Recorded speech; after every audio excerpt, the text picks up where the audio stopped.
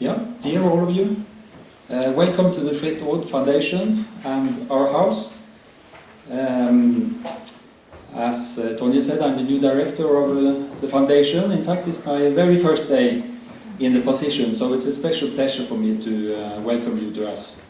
Fritt means free word, of course, and the foundation is one of Norway's major private foundations, established exactly 40 years ago. And as a foundation, we are totally independent of both the market and the public sector, and we support around 1,000 projects every year within the fields of publishing, media, including social media and blogs, culture in general, and education. And we work in Norway as well as abroad. The presentations and discussions we are about to listen to and take part in today are very important. The role of new social and digital media in the European public sphere. Just let me add a few personal remarks. We take only 1 or 2 minutes to the program and the topics. The question of whether there exists something like a European public sphere is in itself exciting. I have worked with it myself through the European Digital Journal Network, Eurosign. It's no doubt that the new social and digital media are transforming the established media and our public sphere in so many ways. This weekend, American President Barack Obama reminded us that the world in fact was a more dangerous place in earlier times. The world has always been messy and confusing. It's just that we are able to observe it so much closer today, thanks not least to the social media and the possibility they create when it comes to watching from minute to minute on our own smartphones, how people around the globe suffer and how things change and develop. As a newspaper editor for many years, I've also witnessed how the digital development transformed journalism today. Mostly in positive ways, but of course also in negative directions. And social media take up discussions from the established media to a very high degree, but at the same time they are influencing the agendas of the established media. I spend lots of time on social media myself every day. I must admit that I had to be forced to join Twitter, for example, 5 years ago by one of my staff. I have a lot to thank her for. Today, with 40,000 followers, I'm still amazed what I find in my remarks. But it's such a privilege to communicate with so many people every single day, and not least getting so much useful information and knowledge, and witnessing and taking part in so many discussions every day, from hour to hour. But being one's own editor is also a big responsibility when it comes to protecting oneself and others. The ethical decisions we make in social media every day also shape our new public spaces, for good and bad. So for all these reasons and many more, this seminar is very important, and I look forward to taking part in most of it. So once more, welcome to you all to Fritt Foundation. Thank you.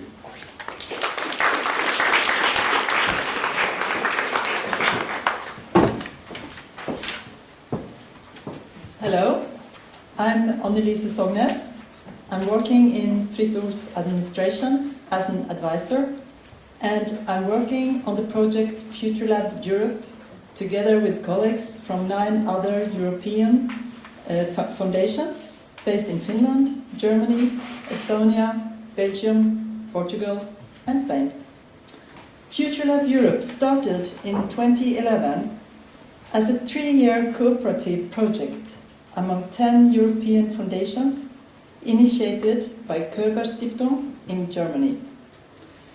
We wanted to stimulate public debate and empower young voices at the European level. The European Policy Centre, an independent Brussels-based think tank, is the operational project partner. The experiences after the first period has made us eager to continue the project, and we have this year decided to enter a new 3-year period. The foundations behind the project want to reach engaged European young people between the ages of 20 and 30. After the first program years, FutureLab Europe consists of 69 participants from 28 countries of Europe.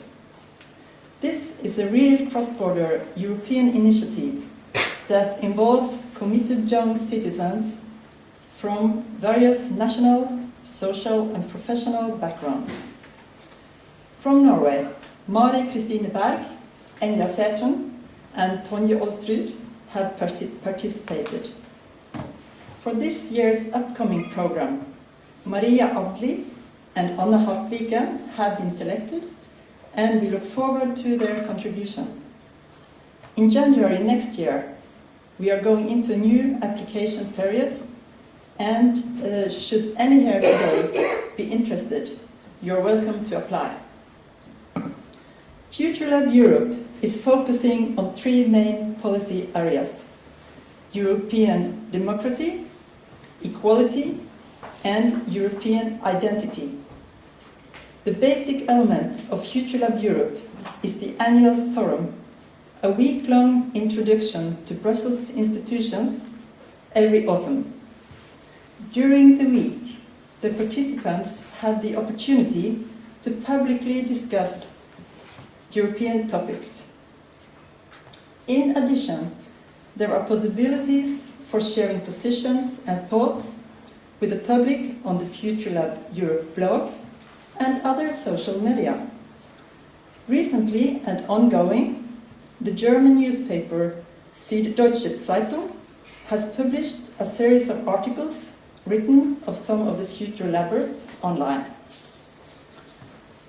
This event, Europe at Debate, is one of several other arenas where the FutureLabbers can get involved. Europe at Debate events are held each year in Brussels and in other cities of Europe with different topics each time. Today, as you know, the debate will concentrate on the role of new social and digital media in the European public sphere. I hope you will enjoy this event and perhaps also make new contacts. I will now give the word to FutureLab participants Enja Sæthren and Doru Toma. Thank you.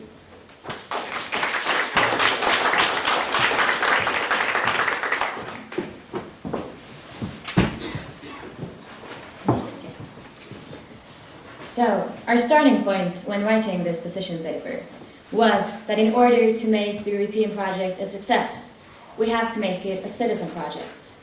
But knowing that the countries in Europe are very different, this seems like a challenging task.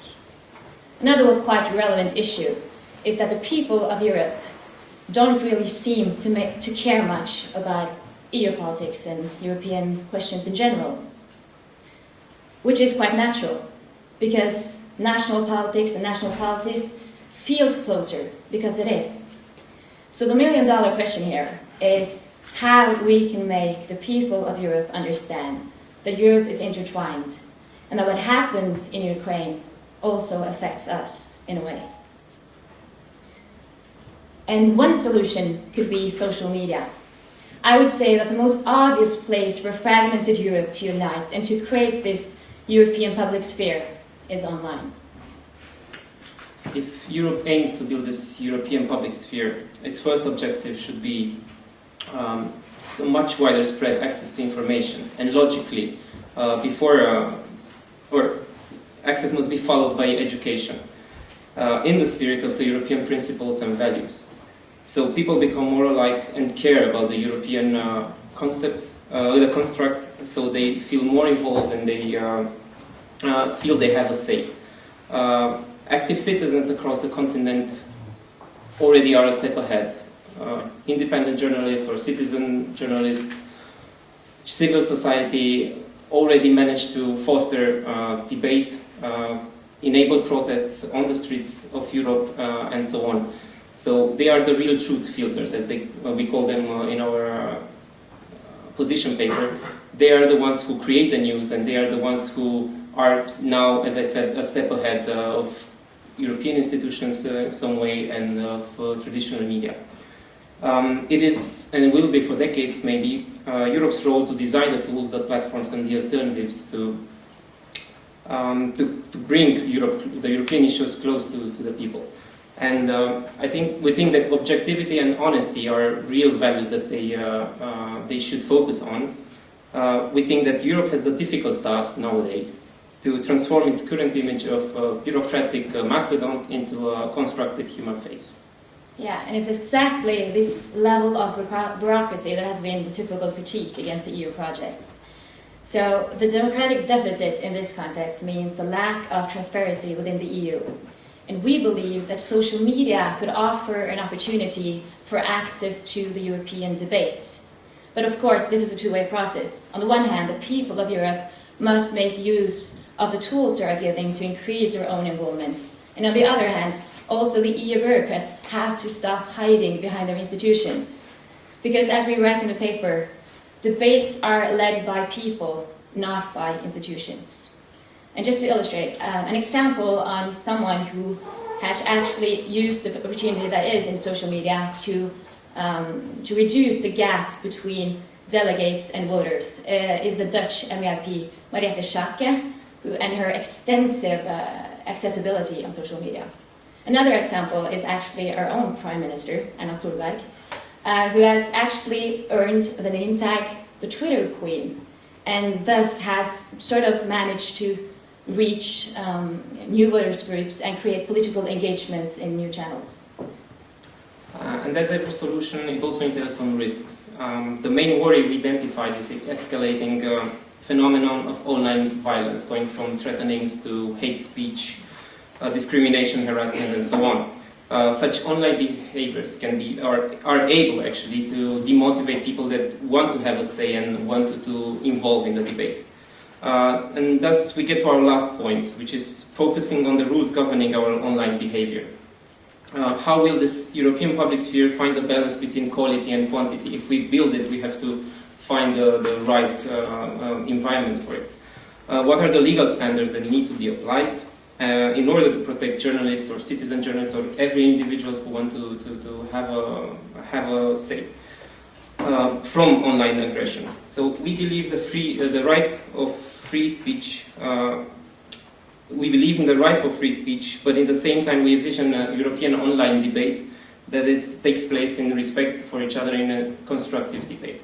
And to sum it all up, we think that the European public sphere is a necessary construct for Europe as a whole, and it should be fostered by all stakeholders at the table, starting from the traditional media, the European institutions, the citizens who create the news, and so on.